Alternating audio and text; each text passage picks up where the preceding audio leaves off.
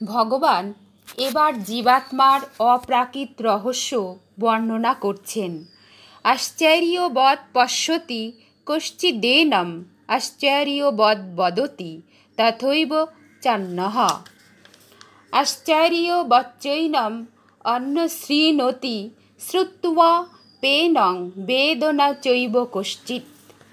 এই 29 নম্বর শ্লোকের বাংলা: কেউ এই জীবাত্মাকে আশ্চর্যতুল্য দেখেন, কেউ বা এই জীবাত্মাকে আশ্চর্য রূপে বর্ণনা করেন, আবার অন্য কেউ একে আশ্চর্য রূপে শোনেন এবং এর বর্ণনা শুনেও কেউ একে ঠিকমতো জানেন না, অর্থাৎ এটি দুর্বোধ্য।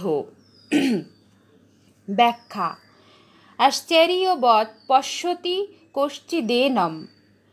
এই জীবাত্মাকে কেউ আশ্চর্য রূপে জানেন, অর্থাৎ অন্য সমস্ত বস্তু যেমন দেখা, শোনা, পড়া বা জানা যায়, এই দেহীকে তেমনভাবে জানা যায় না।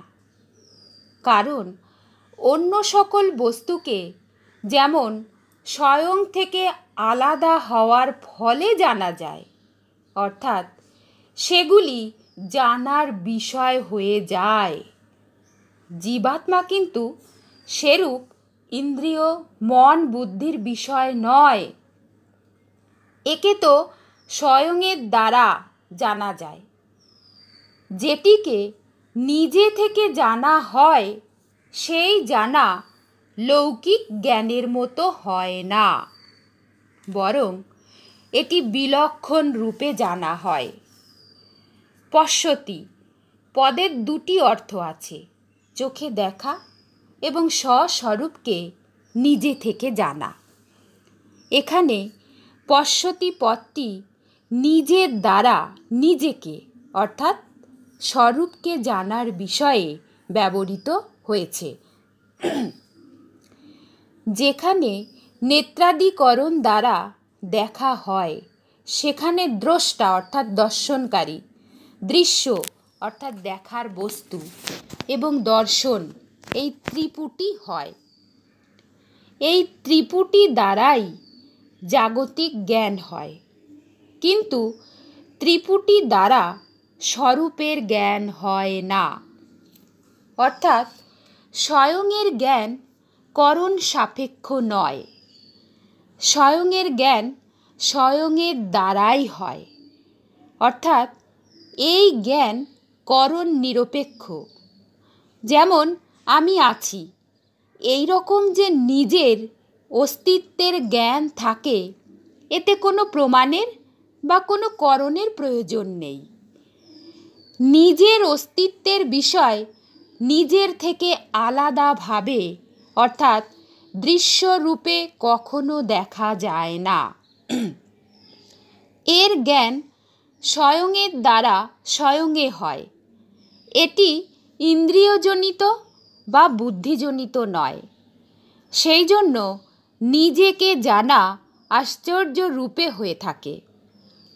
অন্ধকার ঘরে যেমন কোনো জিনিস আনতে গেলে আমাদের আলোও চাই এবং চক্ষুও চাই, অর্থাৎ ওই অন্ধকার কক্ষে আলোর সাহায্যে আমরা চক্ষু দ্বারা সেই জিনিসটি দেখি, তবে সেটি আনতে পারি। কিন্তু যদি কোথাও প্রজ্বলিত প্রদীপ থাকে এবং আমরা সেটিকে দেখতে যাই, তবে তার জন্য আর আমাদের কোনো প্রদীপের প্রয়োজন হয় না, কারণ প্রদীপ স্বপ্রকাশ, সেটি নিজেই নিজেকে প্রকাশিত করে।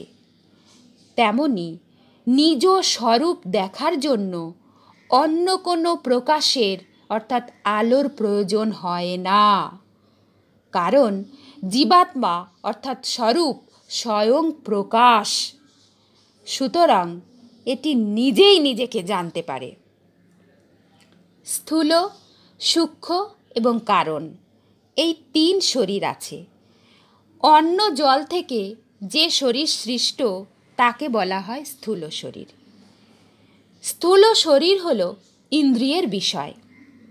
এই স্থূল শরীরের ভেতর 5টি জ্ঞানেন্দ্রিয় 5টি কর্মেন্দ্রিয় এবং 5 প্রাণ, মন ও বুদ্ধি, এই 17টি তত্ত্ব দ্বারা সৃষ্ট সূক্ষ্ম শরীর আছে। সূক্ষ্ম শরীর ইন্দ্রিয়ের বিষয় নয়, বরং এটি বুদ্ধির বিষয়। যেটি বুদ্ধিরও বিষয় নয়, যাতে প্রকৃতি, স্বভাব ইত্যাদিও থাকে, সেটি হলো কারণ শরীর। এই 3টি শরীরের উপর আলোচনা করলে জানা যায় যে এই স্থূল শরীর আমাদের স্বরূপ নয়, কারণ এটি প্রতি মুহূর্তে বদলায় এবং এটিকে জানা যায়। সূক্ষ্ম শরীরও বদল হয় এবং তাকেও জানা যায়, সুতরাং এটিও আমাদের স্বরূপ নয়। কারণ শরীর প্রকৃতি স্বরূপ, কিন্তু দেহী জীবাত্মা প্রকৃতিরও অতীত, সুতরাং কারণ শরীরও আমাদের স্বরূপ নয়। জীবাত্মা যখন প্রকৃতির বন্ধন রহিত হয়ে যায়, তখন নিজেই নিজের স্বরূপ জানতে পারে। এই জানা জাগতিক বস্তুগুলো জানার চেয়ে সর্বথা বিশেষভাবে জানা হয়। এই জন্য একে আশ্চর্যবৎ পশ্যতি বলা হয়েছে। ভগবান এখানে বলেছেন, নিজেকে অনুভবকারী কোনো একজনই হয়, কশ্চিৎ। এবং পরের 7ম অধ্যায়ের 3য় শ্লোকেও এই কথাই বলেছেন যে কোনো একজন ব্যক্তি আমাকে তত্ত্ব দ্বারা জানে, কস্মি মাং বেত্তি তত্ত্বতঃ। এই পদ দ্বারা মনে হতে পারে যে এই অবিনাশী তত্ত্ব জানা বড়ই কঠিন ও দুর্লভ, কিন্তু বাস্তবিক তা নয়। এই তত্ত্ব জানাও কঠিন নয়, দুর্লভও নয়, বরং এই তত্ত্বকে সত্যকার জানবার জিজ্ঞাসুর অর্থাৎ এই দিকে নিজেকে সমর্পণ করার লোকেরই অভাব। এরূপ কম হওয়ার কারণ হল নিজেকে জানবার ইচ্ছা কম থাকা। আশ্চর্যবৎ বদতি তথৈব চান্যঃ। এই রূপী অন্য ব্যক্তি এই জীবাত্মাকে আশ্চর্য রূপে বর্ণনা করে, কারণ এই তত্ত্ব বাণী দ্বারা প্রকাশিত নয়। যার দ্বারা বাণী প্রকাশিত, সেই বাণী তাকে কি করে প্রকাশিত করবে? যে মহাপুরুষ এই তত্ত্বের বর্ণনা করেন, তিনি কেবলমাত্র শাখা চন্দ্র ন্যায়ের মতো শুধু সংকেতই করেন, যাতে শ্রোতার লক্ষ্য এই দিকে আসে। তাই এর বর্ণনা আশ্চর্যবৎ হয়।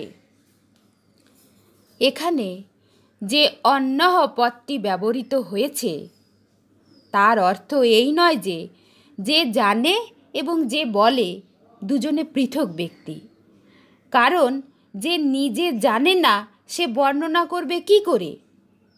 সুতরাং এই পদের তাৎপর্য হচ্ছে এই যে যে সকল ব্যক্তি জানেন, তাদের মধ্যে বর্ণনা করার উপযুক্ত মানুষ কোনো একজনই হন, কারণ সমস্ত অনুভবকারী তত্ত্বজ্ঞ মহাপুরুষগণও এই তত্ত্বের বর্ণনা করে শ্রোতাদের সেই তত্ত্ব পর্যন্ত নিয়ে যেতে পারেন না।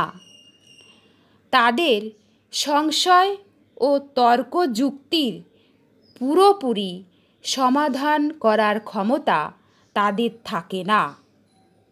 সুতরাং বর্ণনাকারীর বিশেষ ক্ষমতা পরিস্ফুট করার জন্যই এখানে অন্য পদটি ব্যবহৃত হয়েছে। আশ্চর্যবচ্চৈন মন্য শৃণোতি।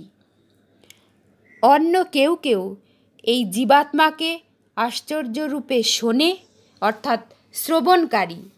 শাস্ত্র এবং লোকান্তরের যত কথা শুনেছে, সেই সব কথার তুলনায় দেহী সম্বন্ধীয় কথা সর্বদাই অন্য স্তরের হয়, কারণ অন্য যা কিছু জানা আছে তা সবই ইন্দ্রিয়, মন, বুদ্ধি ইত্যাদির বিষয়। কিন্তু দেহি ইন্দ্রিয়াদির গোচরীভূত বিষয় নয়, বরং এটি ইন্দ্রিয়াদির বিষয়গুলিকে প্রকাশিত করে। সেই জন্য দেহি সম্বন্ধীয় আলোচনা তার কাছে আশ্চর্যের মতো শোনায়। এখানে অন্যহ পদ ব্যবহারের অর্থ এই যে, যিনি জানেন এবং যিনি বিবৃত করেন, এই দুজনের থেকে শ্রোতা অর্থাৎ তত্ত্ব জিজ্ঞাসু ভিন্ন ব্যক্তি। শ্রোত্বাপেনং বেদনা চৈব কশ্চিৎ, শুনেও কেউ একে জানতে পারে না। তার মানে এই নয় যে কেউ শুনেছে সুতরাং সে আর জানবে না। এর অর্থ হলো যে কেবলমাত্র শ্রবণ করে কেউ একে জানতে পারে না। শ্রবণ করার পর যখন সেই ব্যক্তি স্বয়ং তাতে স্থিত হয়, তখন সে আপনিই আপনাকে জানতে পারে। কেউ যদি বলে যে শাস্ত্র এবং গুরুজনের বাক্য শুনেই তো জ্ঞান হয়, তাহলে এখানে শুনেও কেউ জানে না এরূপ কেন বলা হয়েছে? এই বিষয়টি নিয়ে একটি গুরুত্ব সহ আলোচনা করলে দেখা যায় যে শাস্ত্রের উপর শ্রদ্ধা করতে শাস্ত্র বাধ্য করে না, এবং গুরুজনের উপর শ্রদ্ধা করতে গুরুজনেরাও বাধ্য করেন না। সাধক নিজেই শাস্ত্র এবং গুরুজনের উপর শ্রদ্ধা বিশ্বাস করেন, নিজেই তাদের শরণাগত হন। যদি স্বয়ং এর সম্মুখীন না হয়েই জ্ঞান প্রাপ্ত করা যেত, তবে আজ পর্যন্ত ভগবানের অনেক অবতার হয়েছেন, অনেক জীবনমুক্ত মহাপুরুষ এসেছেন। তাদের আগমনে কোনো ব্যক্তিরই অজ্ঞান থাকা উচিত ছিল না। অর্থাৎ সকলেরই তত্ত্বজ্ঞান হয়ে যাওয়া উচিত ছিল, কিন্তু সেরূপ দেখা যায় না। শ্রদ্ধা এবং বিশ্বাস নিয়ে শুনলে আত্ম উপলব্ধির জন্য সাহায্য হয় মাত্র, কিন্তু স্বয়ংই স্বরূপে স্থিত হয়। সুতরাং উপরিক্ত পদটির তাৎপর্য তত্ত্বজ্ঞানকে অসম্ভব রূপে ঘোষণা করা নয়, বরং এটি যে করণ নিরপেক্ষ তাই জানানোই এর উদ্দেশ্য। মানুষ যে কোনো প্রকারে যতই তত্ত্বজ্ঞান জানবার চেষ্টা করুক না কেন, শেষ পর্যন্ত নিজেই সে নিজেকে জানতে পারে। শ্রবণ, মনন ইত্যাদি সাধন তত্ত্বজ্ঞানের পরম্পরাগত সাধন প্রণালী বলে মেনে নিলেও প্রকৃতপক্ষে বোধ করণ নিরপেক্ষ, নিজের দ্বারাই নিজে হয়। আপনাকে আপনি জানা কি করে হয়? একটি হচ্ছে করা, আর একটি হলো দেখা, এবং অপরটি হলো জানা। করাতে কর্মেন্দ্রিয়ের, দেখায় জ্ঞানেন্দ্রিয়ের, এবং জানায় স্বয়ংয়ের প্রাধান্য থাকে। জ্ঞানেন্দ্রিয়ের দ্বারা জানা যায় না, বরং দেখা যায় কোনটি ব্যবহারের উপযোগী। স্বয়ংয়ের দ্বারা যা জানা যায় সেটি দু প্রকারের। একটি হলো জগৎ সংসারের সঙ্গে আমার নিত্য ভিন্নতা, এবং অপরটি হলো পরমাত্মার সঙ্গে আমার সর্বদা অভিন্নতা। অন্য কথায়, পরিবর্তনশীল বিনাশশীল পদার্থগুলির সঙ্গে আমার বিন্দুমাত্র সম্পর্ক নেই, এবং অপরিবর্তনশীল অবিনাশী পরমাত্মার সঙ্গে আমার নিত্য সম্পর্ক। এরূপ জানলে তখনই শত অনুভূতি আসে। সেই অনুভূতি বাক্যের দ্বারা বর্ণনা করা যায় না, সেখানে বুদ্ধিও স্তব্ধ হয়ে যায়।